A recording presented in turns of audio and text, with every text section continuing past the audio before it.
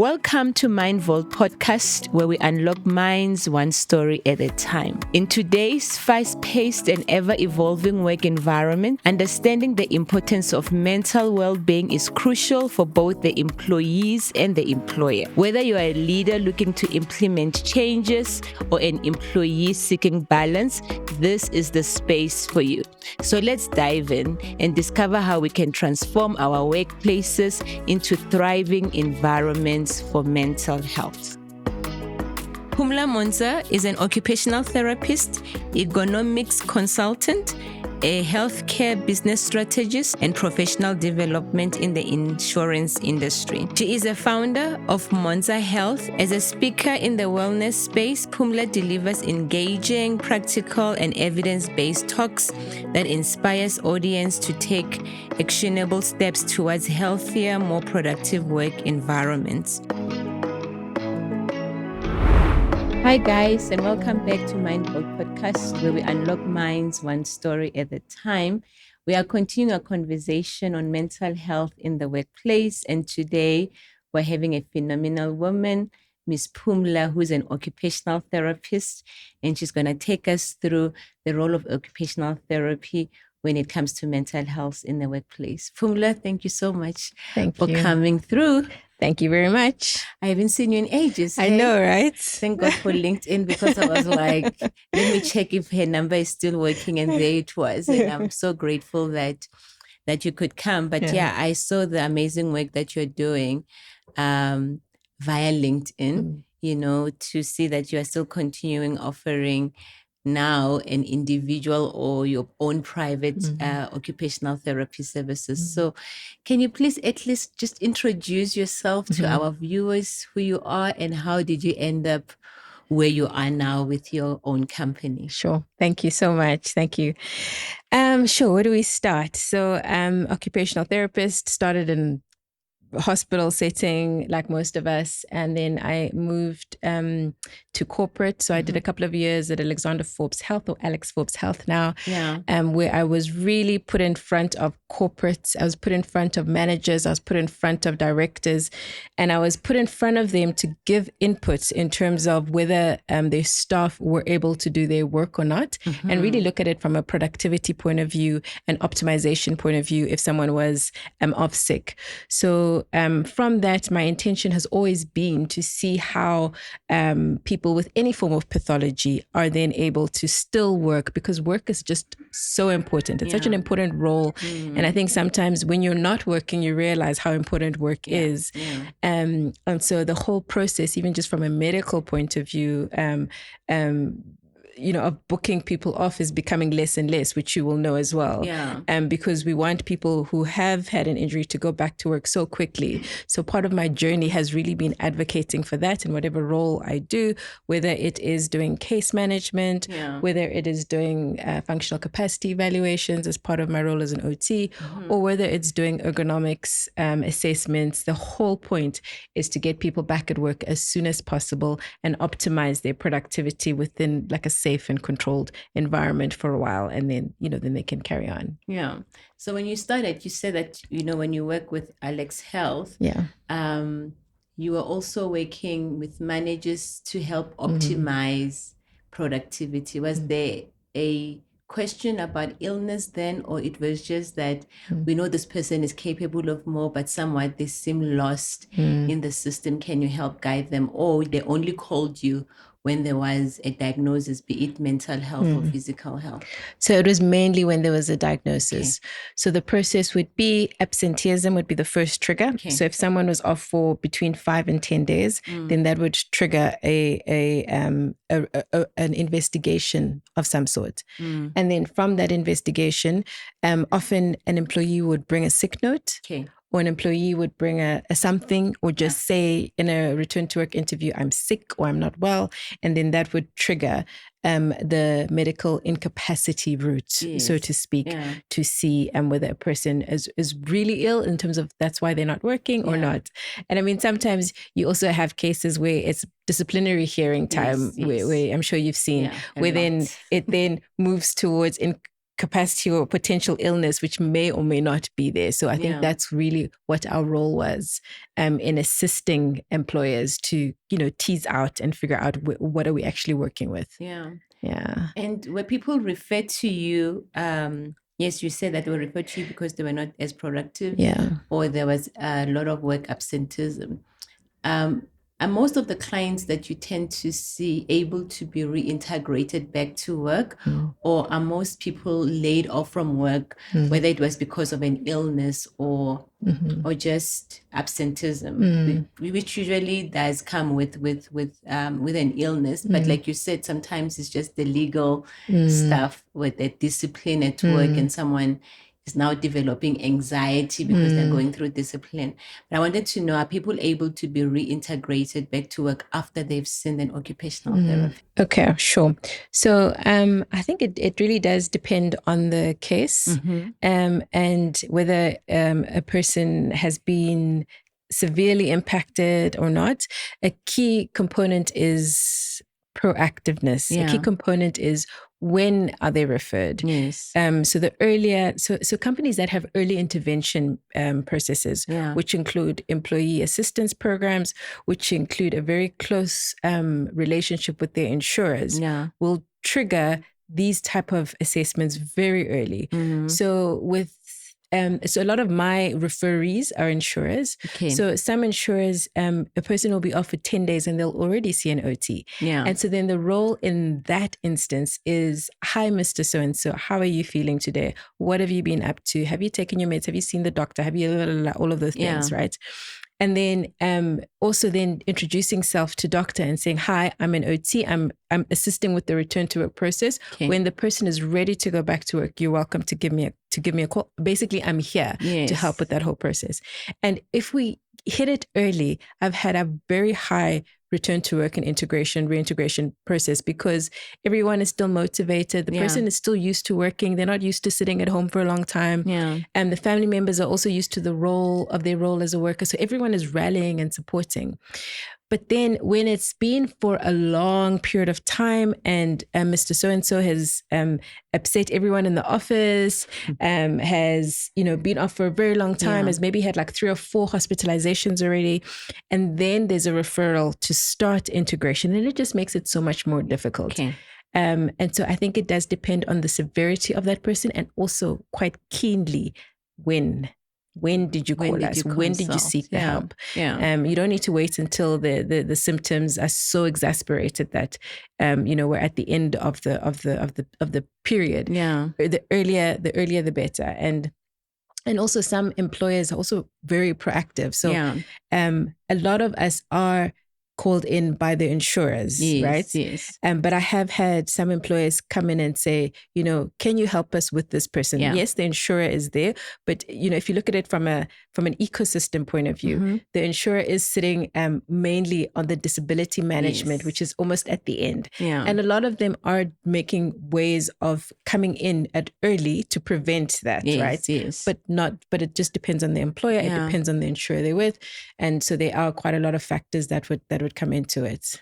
Okay, so it is interesting because I see that most of the time when the insurer comes in is because in my situation, a patient has been booked off for more than a month. And then by law, the employer is not obligated to then pay their salary. Let's say somebody has been booked off for 3 months because of the severity of the symptoms.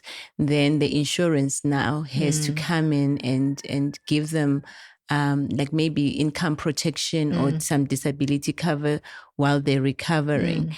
And so not so much that the employer would call me and say, we're worried that Clementine is off work. Most of the time they call us when it's too late. So I just wanted to know, who should be the person to call? Is it fairly the insurer? Because I know that also they don't want to have people on disability because then they have to pay them out a disability claim, which sometimes doesn't make sense. Yeah. And also it is that, like you said, there's importance in people working. And so sometimes they just want to help people be reintegrated back to normalcy again, so, but who should be the one that takes action to reach for occupational therapy assistance? Is it an insurer, or should the employer also get involved?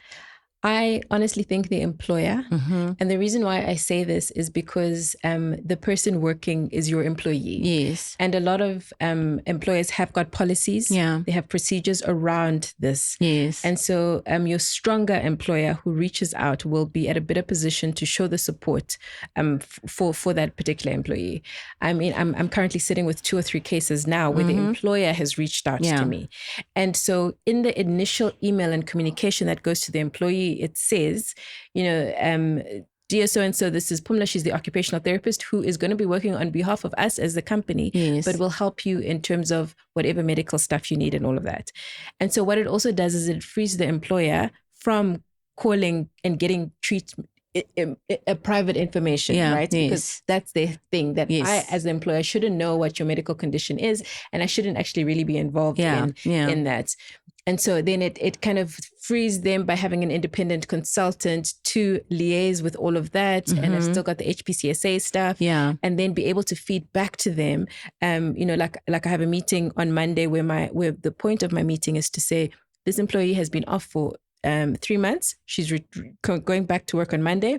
As HR, please make sure that she can work for 3 hours, not 4 hours. We need to get this assistive device to help her work productively. And then after a week, I'm going to check in with both the line manager and the employee to help. Okay. So the insurer hasn't been involved. What the insurer did receive was a email that said, so-and-so has been off for this long. This is how we're going to help them. Yeah. And so I think it's a collaboration that they need to work together. But to answer your question in short, the employer should be the one, because it's their employee and they're the ones who are sitting with them on a day-to-day basis. Yeah. But if the employer is involved, they should rather go through occupational therapy rather than them calling a psychiatrist themselves and say, we need you to see our employee and we need a report. All right. Because then there's conflict of interest, because now the patient can come to me knowing that I'm going to report back on our consultation. And when you explain that to employers, that this is confidential and what I do with the patient is just to help them, but you are not privy to certain information, and then they don't understand. So are employers aware of the rights of the employees? That's such a good question. And I think the right terminology that they need to understand is the word case management. Because that's what we're doing. So if an OT can do it, anyone can do the case management. We just generally are the ones to do it because it has to do with work. Social workers can do it as well. But I think the key that the employer needs to understand is that they do need to get someone to case manage from a medical point of view. And so the information that you feed back to the employer, like my meeting on Monday, it's not going to have the diagnosis. It's not going to have any of the symptomology really. But I've already had conversations with the treating team to say, guys, this is me. This is why I'm here. What do we need to do? What are you concerned about? What do you need the employer to do? And then I'm able to juxtaposition that and make sure, because at the end of it, we want that person to be back at work and for them to integrate back into their role as a worker with minimum risk and with reduced barriers to entry, because the barriers are quite high.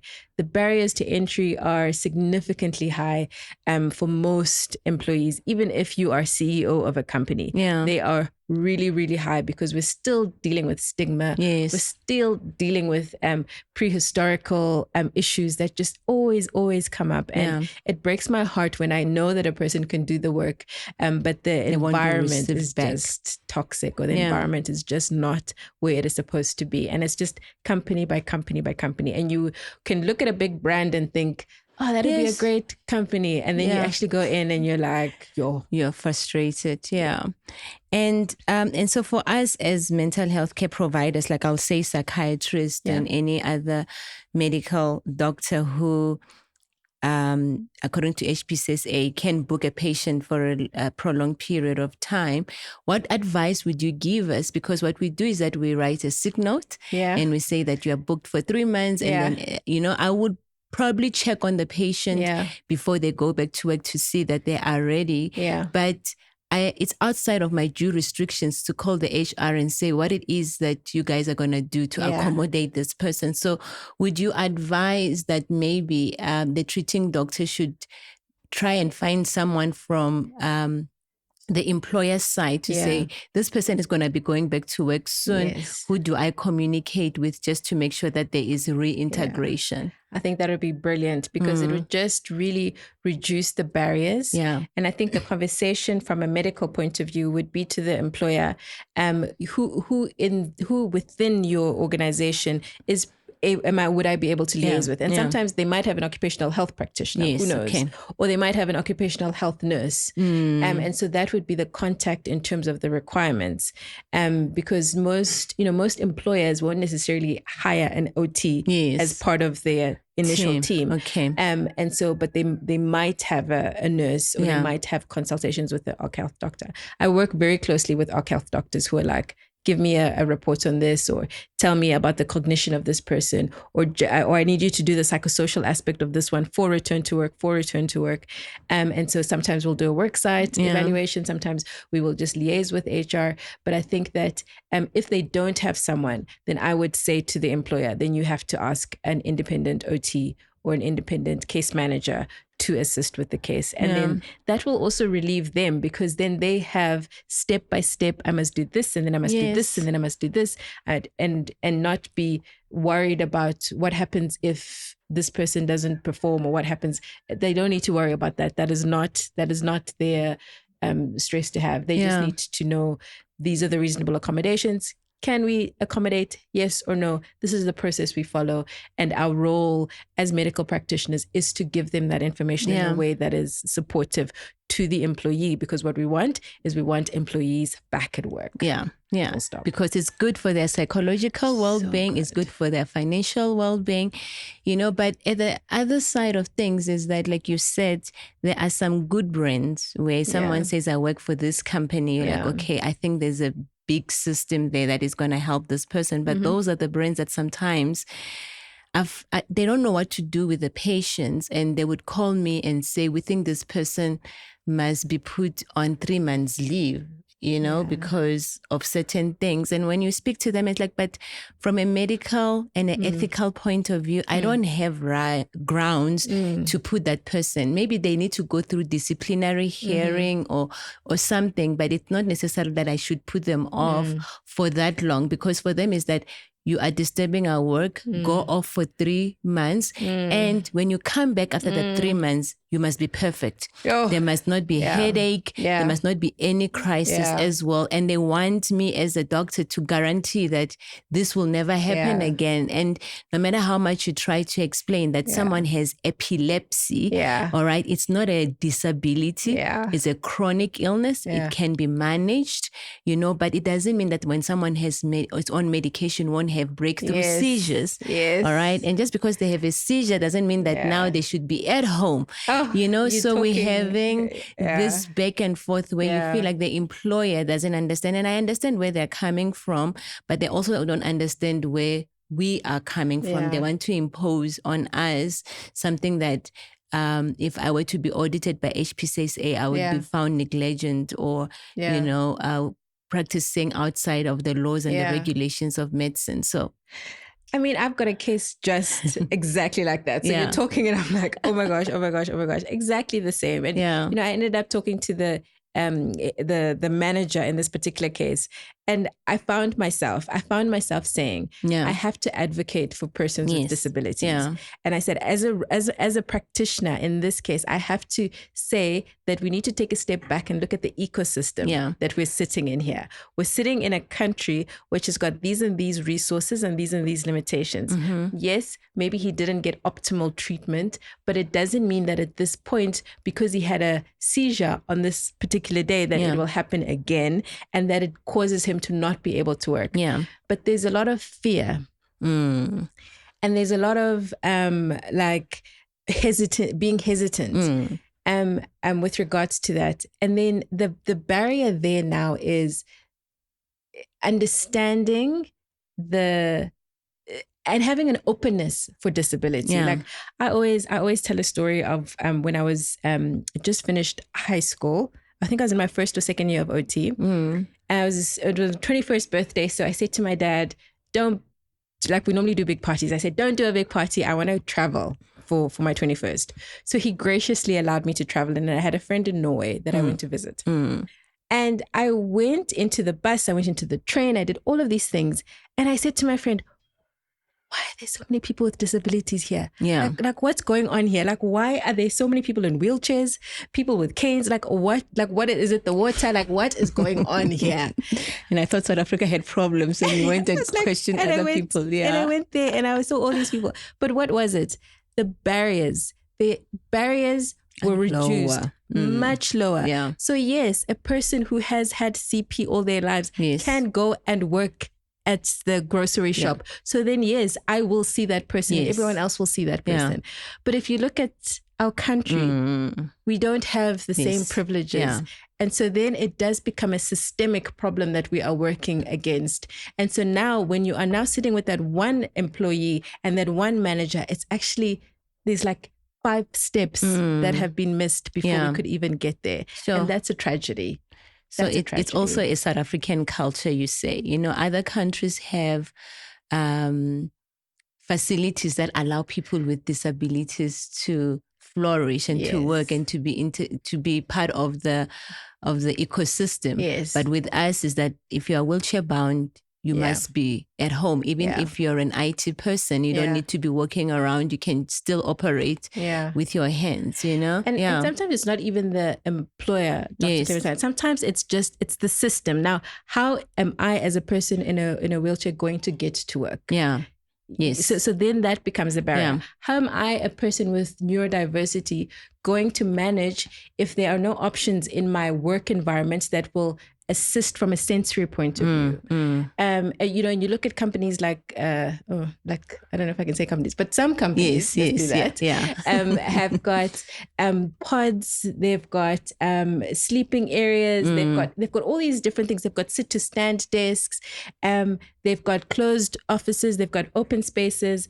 And what does that do? It allows for the diversity that we present with. So even someone with a mental illness, I can then, as an OT, easily say, oh, this person needs to be in this type of environment. Yeah. Why? Because the employer already has that type of environment. So it's not a huge barrier.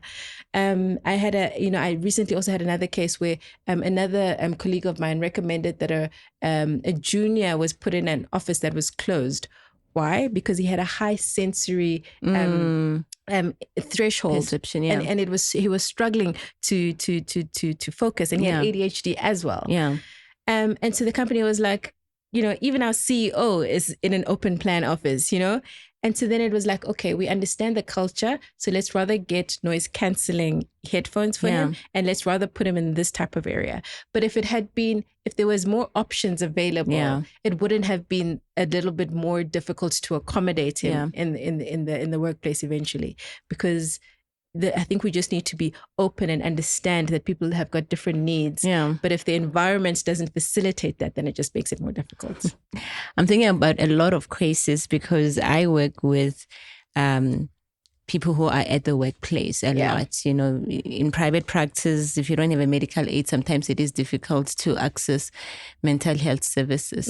You know, but one of the things that I would also hear from my clients would be that my employer is willing to accommodate me. All right. Maybe let's say my employer is the Department of Health. Yeah. All right. The employer is a big department, is willing to accommodate me, but my manager is not willing to accommodate me. My colleagues are not happy that I work less and earn the same amount of money. You know, that there's certain things that I can't do anymore. And sometimes because of a physical injury, it's not even about the invisible disabilities that we're going to talk about, the invisible disability of mental illness, you know. So sometimes it's those things where sometimes the colleagues are not accepting that you need special treatment. You know, what is it that we can do to help the employees as well? I mean, the colleagues understand your situation while we're keeping confidentiality, or should we just let them to, get over themselves.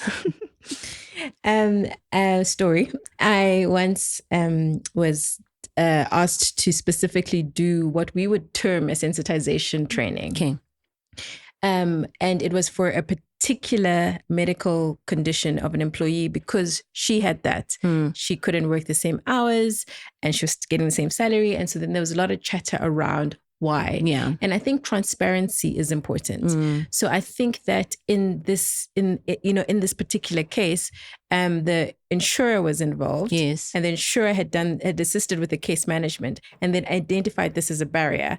And then they needed someone independent to come and do general education. Yeah. So we're not going to say this person has this condition and this is what they present with. Yeah. No, what we are going to say is these are different types of medical conditions. This is how we accommodate these type of medical conditions.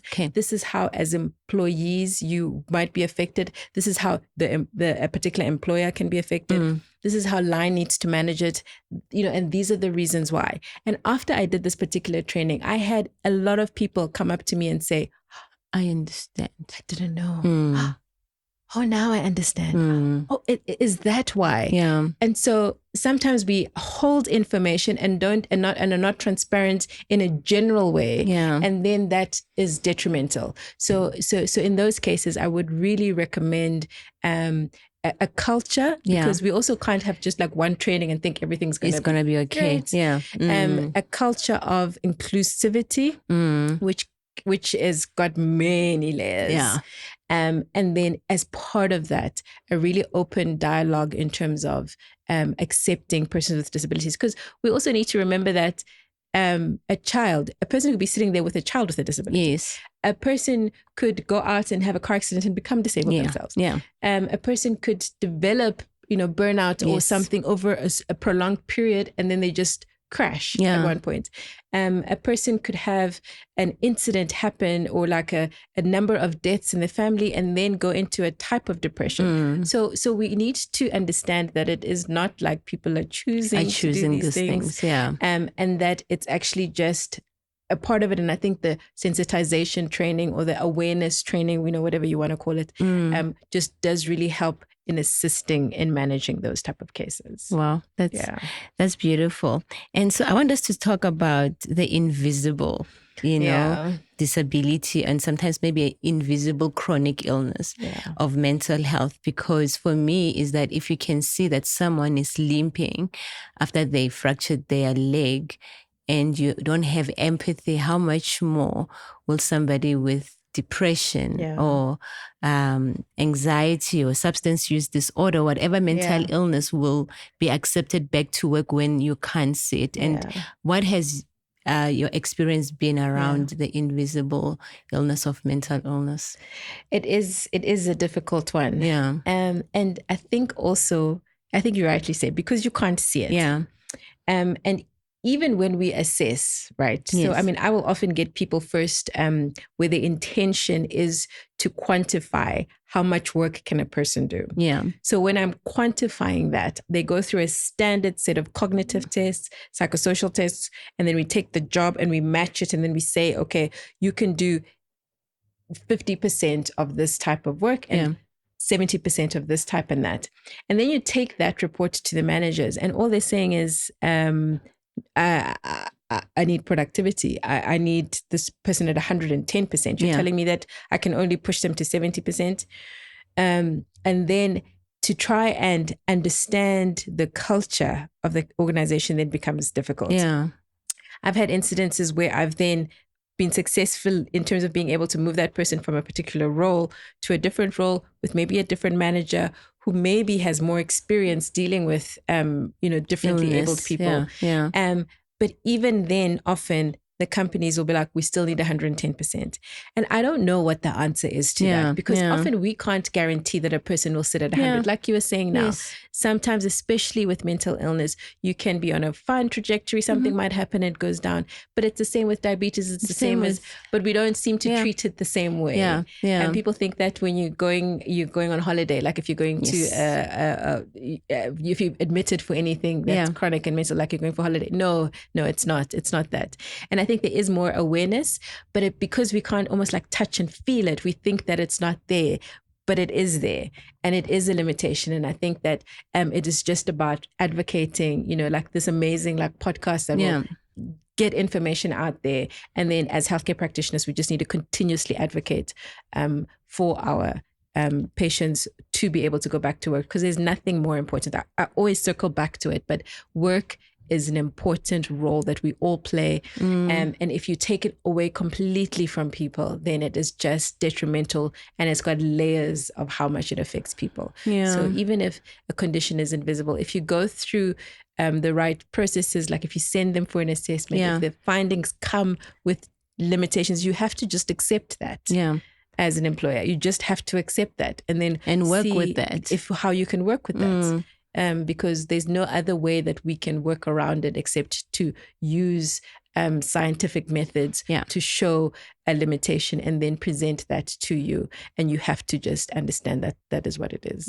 So it's not coming from you feeling sorry for someone. It comes from scientific evidence, But then the employer would say that I gave you this job because I thought you could do 110% of the work. So now that you are doing 70, you become useless for my company, you become a liability to my company, because it means that I have to spend more money to keep you, and then you're going to not generate the revenue. So why should then I keep you? And I don't think they say this straight to their face. It's just then a lot of patients come in and say, I feel pushed out. I've been admitted. And some of them are good. Some of them can work optimally. After 3 months of recovery, you do the reassessment and you can see that they have improved significantly, and you want to send them back.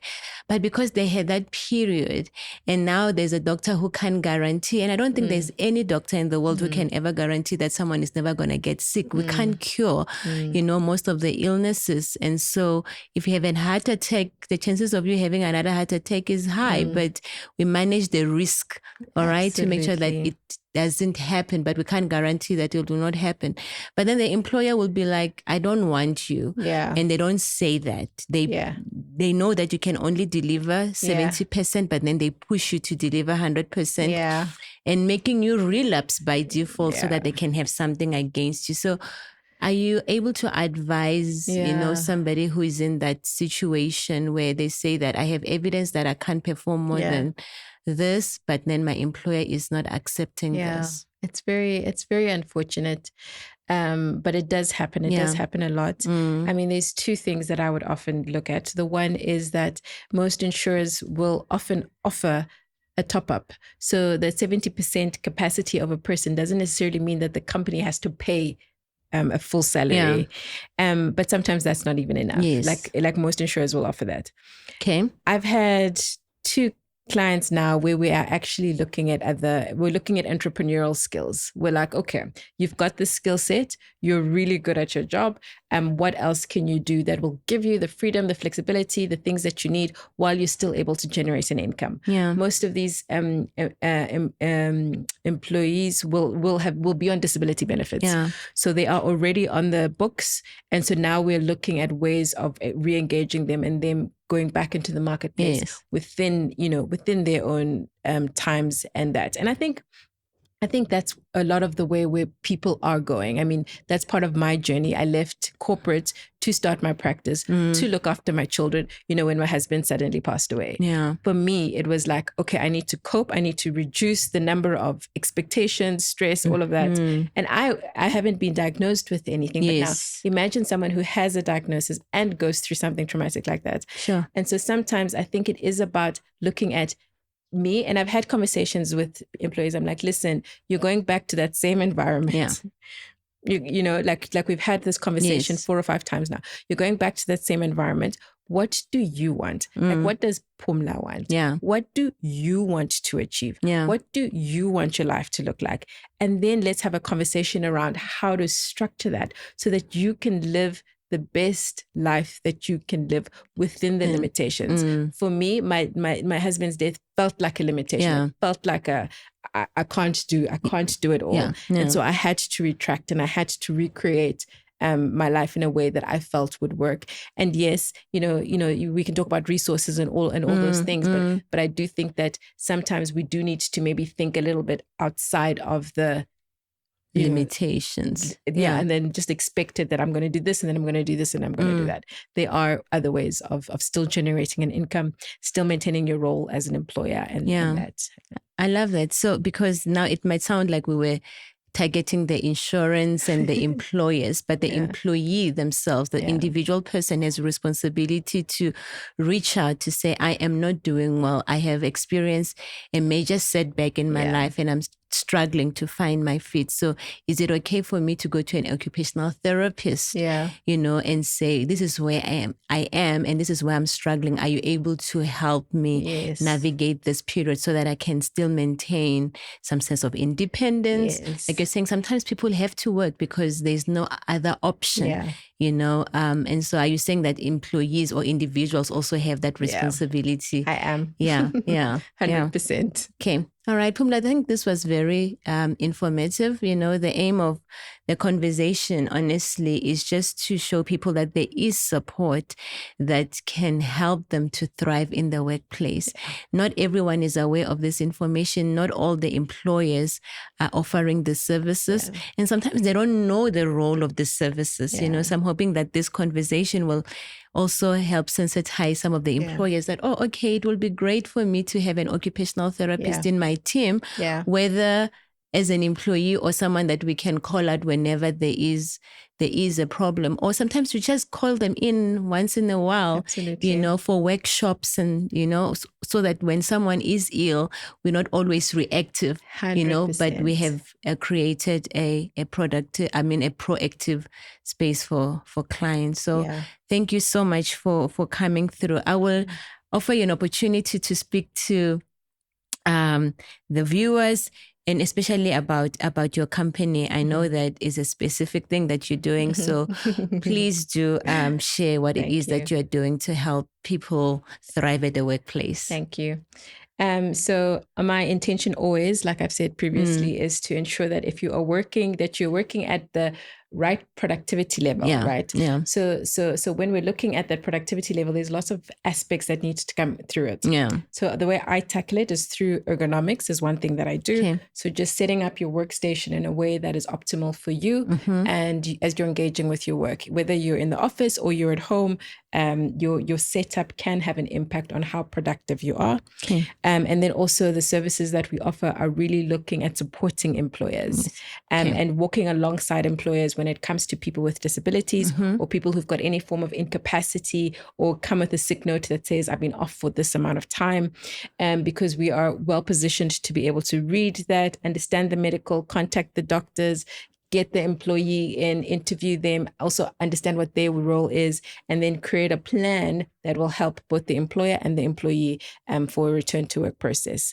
And so really a big part of our services is really looking at how do we support both the employer and the employee in the return to work process with the support of the full treating team and in consultation, because I do find that the treating team always wants the best for the employees. And so it's just about managing that and saying, okay, guys, this is what we're doing this side and this is what we're doing here, and ensuring that each employee is back at work. So you are the integral part between the employer and the employee, but also the treating team, all right? Because then you can say, no, Clementine, you can't expect this from this person because the employer is not able to offer that, but then this is what we can offer to help a person go back to work. Okay, we will really note that. And I think for me, I do involve a lot of occupational therapists, but it's more to give assessment, but we don't always advocate for the case management, which is, I think, is the most important thing to help with back to work integration. Yeah, absolutely. Yeah. Absolutely. Guys, thank you so much for watching until the end. And we really appreciate your input. We appreciate you sharing, liking, and subscribing. Let's help grow this mental health community. And we'll see you soon. Till then, love your mind.